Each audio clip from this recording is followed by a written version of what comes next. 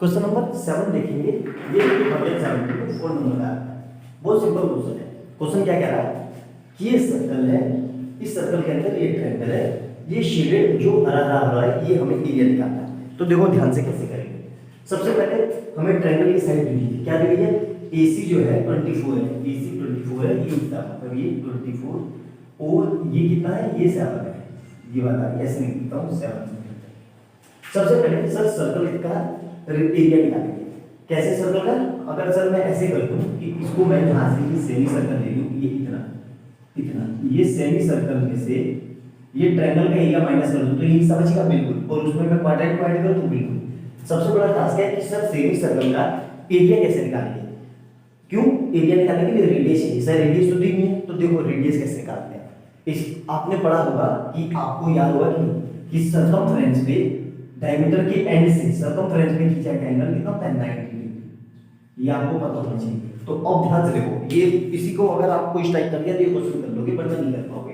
तो यहाँ पे देखो in triangle ABC, in triangle ABC apply Pythagoras, apply Pythagoras, ठीक है, पाइथागोरस अप्लाई कर रहा हूं। तो ये क्या होता है Pythagoras, h square equal to p square plus b square, ठीक है।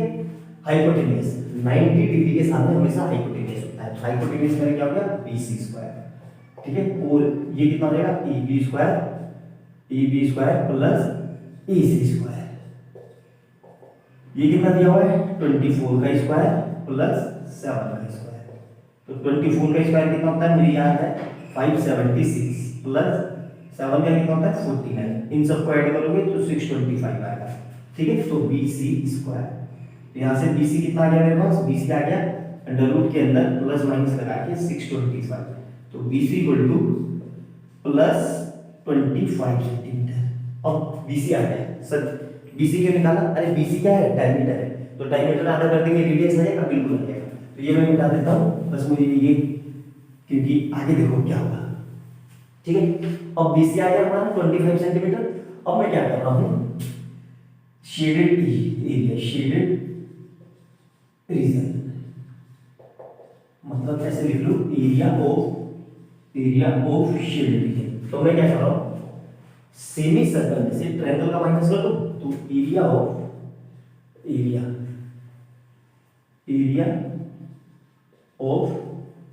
Semi circle minus area of triangle,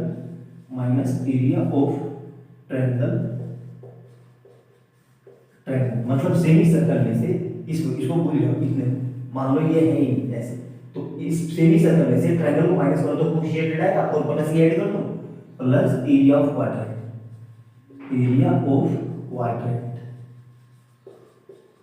तो देखो सेमी सर्कल का एरिया क्या होता है, सर्कल क्या होता है पाई आर स्क्वायर होल सारा, तो 1/2 पाई आर स्क्वायर, माइनस ट्रायंगल का क्या होता है 1/2 into base into height, plus quadrant का क्या होता है पाई आर स्क्वायर अपॉन 4, ठीक है।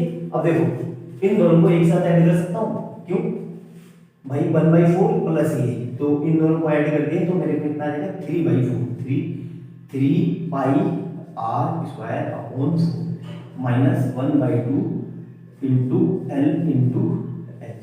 दोनों जगह अलग अलग वैल्यू मत रखना, कैलकुलेशन लंबी हो जाएगी।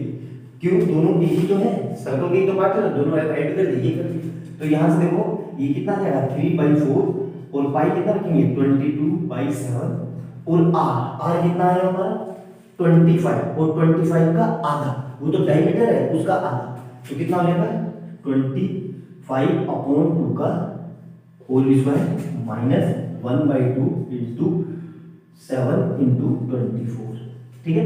अब इसको सोल्व करेंगे तो देखो कितना आएगा 3/4 इनटू 22/7 इनटू 625/4 माइनस इससे ये कट जाएगा 12 टाइम में, तो ये कितना आएगा 84, ठीक है। अब देखो ध्यान से, कैलकुलेटिव क्वेश्चन है, ठीक है, कैलकुलेशन करनी ही पड़ेगी। कुछ कट रहा है भाई और इससे कुछ नहीं कट रहा है, मतलब मोटा मोटा ये काट लो तो 11 और ये, तो अब अल्टीमेट कुछ नहीं कट रहा है, तो ये कितना आ जाएगा 33 इंटू 625 अपॉन 8 दूनी 4 दूनी 8 सत्ते 56। ठीक है, अब ये घटेगा, क्यों नहीं घटेगा सर? ऊपर इवन नंबर है और नीचे ऊपर ओड नंबर है, नीचे इवन नंबर, ऊपर ओड है नीचे इवन है, तो ये कितना आएगा 84। तो ये अल्टीमेट कटफट के कैलकुलेटर पे इसको कर लेते हैं जल्दी से। ठीक है, इसको कैलकुलेटर पे कर लेते हैं। तो कैलकुलेटर पे ये कटफट क्या आएगा, लगभग 283.97 सेंटीमीटर स्क्वायर, या राउंड फिगर में अप्रोक्सीमेट में इसमें क्या लिख सकते हैं 284 सेंटीमीटर स्क्वायर। तो देखा कितना सिंपल सा क्वेश्चन था, कितना बेसिक सा फंडामेंटल यूज कराया था उसमें आपने। इस सेमी सर्कल में सर्कमफ्रेंस जो बना एंगल 90 होता है। अगर ये फंडामेंटल आपको नहीं पता होगा ये थ्योरी, तो आप ये क्वेश्चन कर ही नहीं पाओगे, रेडियस कहां से लाओगे। और दूसरा थोड़ा कैलकुलेटिव क्वेश्चन था, तो एग्जाम में बिल्कुल कूल होके आसानी से तसल्ली से सोच के करना, आंसर आ जाएगा। बस डिवाइड में और मल्टीप्लाई में गलती मत करना, ये आपको खुद से सीखनी है, ये टीचर नहीं सिखाएंगे, ये आपकी बेसिक स्किल है, बचपन से करते आ रहे हो। 2017 में 4 नंबर का है, तो अच्छे से नोट डाउन करना।